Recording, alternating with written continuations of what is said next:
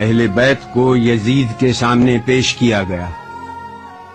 یہی وہ مقام ہے جہاں جناب زینب نے خطبہ ارشاد فرمایا تھا۔ یزید سے اہل بیت کا تعارف کروایا گیا۔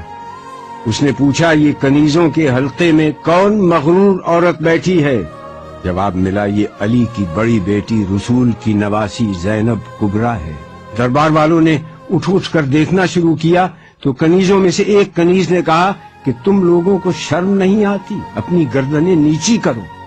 زبیر ابن قیس نے یزید کے سامنے سر حسین پیش کیا اور کہا کہ امیر مبارک ہو، قیدی آ گئے، محمد کا نواسہ قتل کر دیا گیا۔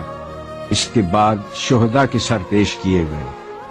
اس نے سورہ آل عمران سے اس آیت کو پڑھا، خدا جس کو چاہتا ہے ملک دیتا ہے اور جس سے چاہتا ہے ملک لے لیتا ہے، جس کو چاہتا ہے عزت دیتا ہے، جس کو چاہتا ہے ذلت دیتا ہے۔ جناب زینب نے یزید کو مخاطب کر کے کہا کہ آیات کو اپنے مطلب کے لیے استعمال مت کر، اس وقت تیرا اس آیت کو پڑھنے کا کیا محل ہے؟ اس کے بعد آپ نے اپنا تاریخ ساز اور عہد آفرین خطبہ ارشاد فرمایا۔ شروع کرتی ہوں اللہ کے نام سے جو رحمان و رحیم ہے۔ ساری تعریف عالمین کے رب کے لیے ہے۔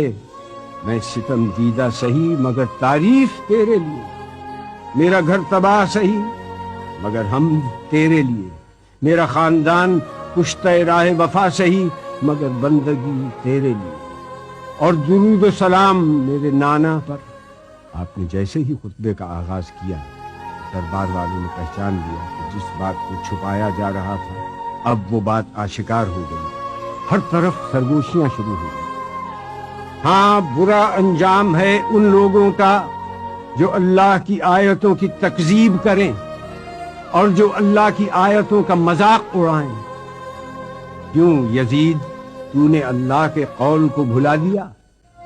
اللہ کا قول یہ ہے کہ کافر یہ گمان نہ کریں کہ ہم نے جو ان کو مہلت دی ہے وہ اس لیے دی ہے کہ ان کا زمانہ ہمیں پسند آیا ہے یا نہیں۔ یہ مہلت اس لیے ہے کہ وہ گناہ پر گناہ کیے جائیں تاکہ عذاب زیادہ ہو۔ کیا یزید تو گمان کرتا ہے کہ یہ ملک ہے نہیں، یہ مہلت ہے؟ کیا تو یہ سمجھتا ہے کہ تیری یہ حکومت ہے، تیرا اقتدار ہے اور ہمارے لیے کوئی راہ نہیں، اور تو نے ہم کو در بدر پھرا کر اپنے جبروت کا اعلان کیا؟ یہ غلط ہے۔ ہاں یزید، ایسا ہوا کہ ہم شہر بشہر پھرائے گئے، ہم کو لوگوں نے دیکھا کہ ہمارے سروں پر چادریں نہیں تھیں، یہ سچ ہے، مگر تم سے اور کیا توقع ہوتی جس کا گوشت پوست اگا ہے شہیدوں کے لہو کو پی کر؟ اور تو کیوں جلدی نہ کرتا ہماری شہادت پر؟ کیونکہ تیری نگاہ بغض، نگاہ عداوت ہمارے گھرانے پر لگی ہوئی۔ کس کا لشکر کمزور ہے یہ تو جان لے گا۔ میں دیکھ رہی ہوں کہ تو میرے خطبے کو روکنا چاہتا ہے، تو کسی اور کام میں مصروف ہے۔ ہاں، اب جتنی تجھ میں ہمت ہے ستم اور کر لے۔ یزید، تو ہم کو ڈراتا ہے؟ اس کی قسم جس نے ہمارے گھرانے میں نبوت دی، اس کی قسم جس نے ہم کو کتاب سے سرفراز کیا، تو ہمارے مقصد کو پا نہ سکا، اب تو ہمارے ذکر کو قیامت تک نہ مٹا سکے گا۔ تو یہ نہ بتلا سکے گا کہ آل محمد کس غرض کے لیے قربانی دے رہے تھے۔ اب تیری رائے میں فتور آ چکا ہے، تیرے دن گنتی کے رہ گئے، اب تیرا مجمع منتشر ہونے والا ہے۔